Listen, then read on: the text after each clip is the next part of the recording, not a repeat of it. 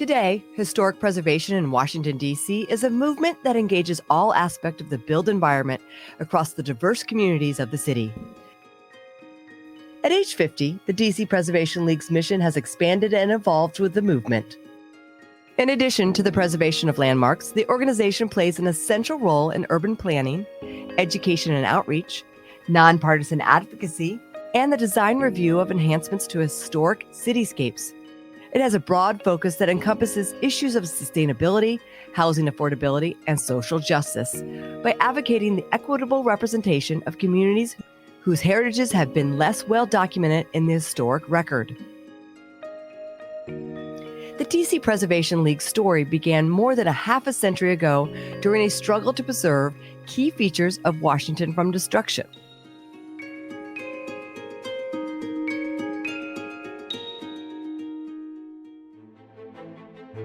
In 1971, the old post office on Pennsylvania Avenue Northwest, a magnificent Richardsonian Romanesque-style building, was slated for partial demolition. Allison Owings, a news writer and producer for NBC affiliate WRC-TV, was distressed at the steady destruction of many of Washington's historic buildings. She wrote eloquently about losing her sense of history and place through the gradual demolition of the historic cityscape. Encouraged by Washington Post architect critic Wolf von Eckerd, Owings decided that a Washington advocacy group was needed. She came up with the name Don't Tear It Down. Historic preservation efforts have been mounted in Washington before, including First Lady Jackie Kennedy's push to save the historic structures lining Lafayette Park in the early 1960s. And in 1964, the National Capital Planning Commission and the U.S. Commission of Fine Arts established the Joint Committee on Landmarks, an advisory group that creates a list of D.C. historic landmarks. The historic preservation movement gained momentum, and in 1966, Congress passed the National Historic Preservation Act. The legislation forever changed preservation at the local, state, and federal levels. It invigorated grassroots preservation efforts. However, no legal mechanism existed in the District of Columbia to protect the designated buildings and structures. Meetings for Don't Tear It Down began in Owings' living room, as well as in other homes throughout D.C. She joined forces with Terry B. Morton from the National Trust for Historic Preservation. Together, Owings and Morton developed a plan of action along with other National Trust staff and like-minded individuals. Morton focused the group on the fate of the old post office. On April 19, 1971, about 250 placard-carrying preservationists, historians, architects, and local residents gathered on the steps of the old post office to voice their concerns. It was Don't Tear It Down's first street action, and it received a lot of publicity. Our little feisty group with our handmade signs marched down on Earth Day, 1971, to the old post office building. And someone handed me a bullhorn, which I had never handled before. And I stood on the steps with a bullhorn, and I shouted something thrilling like, "Don't tear it down, don't tear it down." And there was an enormous amount of press there. And I didn't realize it until I saw pictures later. And it turns out that this little notion I had hit a nerve. After Owings was transferred to WNBC in New York, Layla Smith became the first president of Don't Tear It Down. Smith and numerous volunteers continued the mission to protect the heritage, history, and physical landscape of Washington. The early successes of Don't Tear It Down were monumental. The old post office was saved over a period of years with the help of many people. In particular, Nancy Hanks, chairman of the National Endowment for the Arts, for whom the building was later named. In 1974, Don't Tear It Down mounted a campaign to save Franklin School. Designed and constructed by architect Adolph Kloos in 1869. Litigation also helped save the Willard Hotel from demolition that same year. In 1978, Don't Tear It Down advocated for the passage of the Historic Landmark and Historic District Protection Act, ultimately one of the strongest local preservation ordinances in the nation. Drafted by attorney David Bonderman, the act strengthened the legal protection for historic properties and established the D.C. Inventory of Historic Sites. The legislation also established the Historic Preservation Office and the Historic Preservation Review Board. The preservation movement had begun to shift into an institution.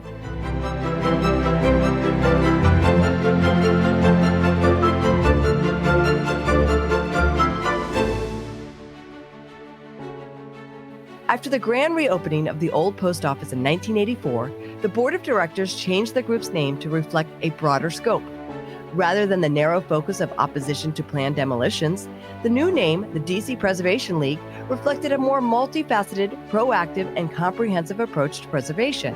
The organization championed the preservation of many iconic downtown landmarks, such as the Colorado Building and the Greyhound bus station. In one complex and challenging case, DCPL agreed not to object the demolition of the historic Rhodes Tavern in return for saving major elements of two adjoining structures, the Riggs Building and the National Metropolitan Bank Building. DCPL's success continued and expanded beyond individual historic landmarks. Neighborhood historic districts in Mount Pleasant, 16th Street, Tacoma, Panorama Triangle were established. Thanks to the organization's sponsorship of historic district nominations, many small neighborhood buildings continued to stand.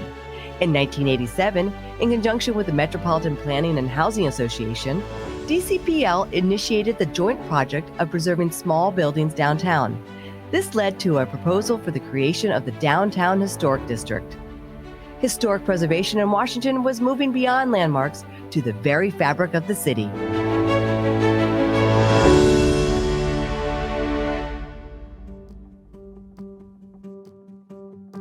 In 1995, the Enrich Fund was established by family and friends in memory of Mark Collin Enrich, an architectural historian and longtime DCPL volunteer.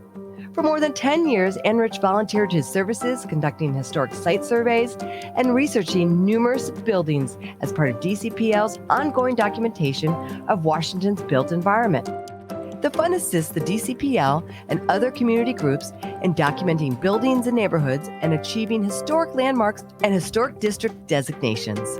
Fittingly, the DCPL celebrated its 25th anniversary with a gala dinner and program at the Old Post Office on May 17, 1996.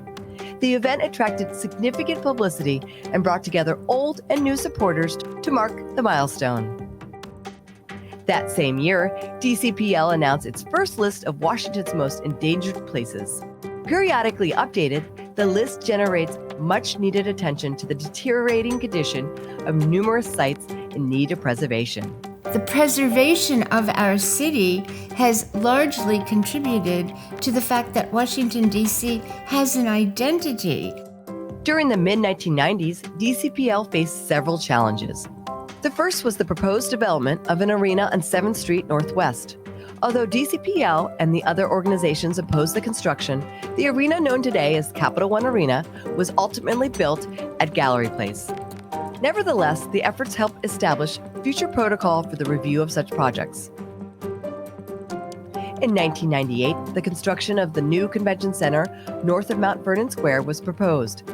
DCPL was a key player in creating the Memorandum of Agreement that provided a $1 million revolving fund for exterior improvements to historic buildings in the vicinity of the project. Additional funds were appropriated to clean and repair the Carnegie Library. An 18-month moratorium on demolition or significant alteration was also put in place for nearby buildings in order to allow for submission of landmark nominations. DCPL furthered its advocacy mission by lobbying the DC Council to remove hurdles of the landmark designation process. It also advocated for legislation prohibiting demolition by neglect. In 1997, the League lobbied the Council to adopt legislation authorizing a historic preservation tax credit. This program was finally funded and implemented in 2007, and it has since been converted into the DC Historic Homeowner Grant Program, administered by the Historic Preservation Office. Boom times continued for Washington real estate into the 2000s, providing preservation opportunities to restore or adapt significant buildings. But development pressures continued to threaten historic buildings and structures in neighborhoods of the district. In 2000, the DCPL co-sponsored a symposium titled New Directions for Historic Preservation, focusing on making Washington's preservation efforts more inclusive to neighborhood concerns. In September 2002, DCPL's first annual Row House Month helped educate city residents on historic value of row houses and provided information about the economic incentives of owning a city home and advocated for preservation-friendly renovation and restoration. Preservation and DCPL were in a bit of a transition period at the time. Over the previous 35 years, the preservation movement nationally, and particularly in Washington, had really matured and had become somewhat institutionalized.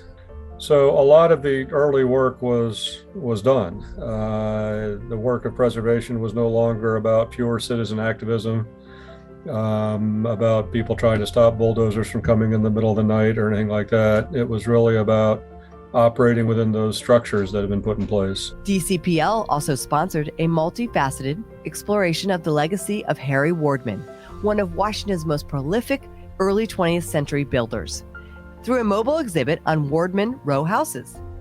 Another focus in the 2000s was on the city's many mid-century modern properties, which were increasingly threatened with demolition or drastic alteration. DCPL sought to raise the level of appreciation for mid-20th century buildings and to establish that modernism is of equal significance to earlier architectural styles. In 2006, DCPL presented an acclaimed two-day symposium, DC Modern, followed by another two-day program, DC Modern Washington Inside. Both sold-out programs, organized by former trustee Joan M. Brierton, brought together for the first time architects, designers, property owners, and other interested participants to highlight the role of modernism in shaping a post-World War II Washington.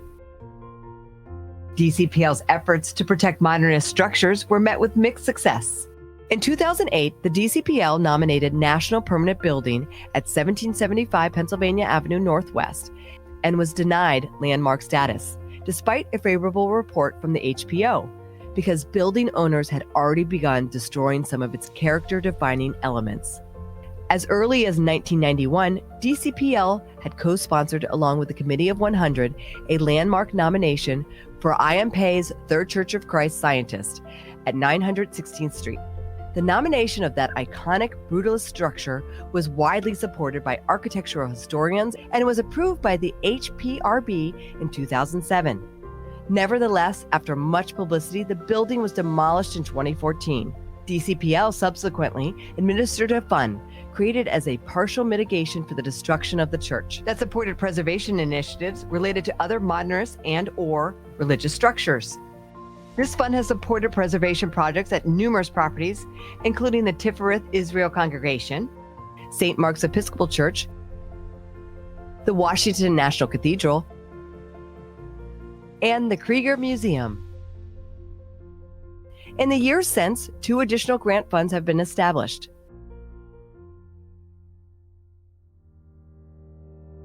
Over the last 50 years, DCPL has sponsored more than 160 historic landmark nominations and engaged in hard-fought battles for numerous buildings, structures, and districts across Washington. In recent years, DCPL's landmark nomination efforts have reflected a diverse assortment of building types and sites with cultural importance to a wide variety of groups. Recent landmark nominations sponsored or co-sponsored by DCPL have included the Wonder Bread Factory in Shaw, the former Intelsat headquarters on Connecticut Avenue Northwest, the interior of the Corcoran Gallery of Art, the DC Recorder of Deeds building in Judiciary Square, and the Bloomingdale Historic District. Another important landmark nomination sponsored by DCPL was the U-Line Arena. Constructed near Union Station in 1931, the former arena was the site of the Beatles' legendary first concert in the United States. DCPL nominated the arena in 2003, and it received historic designation in 2006.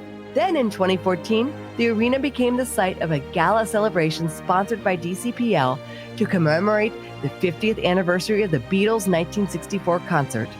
The Beatlemania event drew more than 2,700 attendees and garnered national and international press attention. The DC Preservation League has worked in tandem with the Historic Preservation Office for distribution of National Park Service Historic Preservation Fund grants to survey neighborhoods and conduct thematic studies of building types. Another collaboration with HPO on education led to a series of print and online brochures chronicling the social, cultural, and architectural history of Washington's historic districts.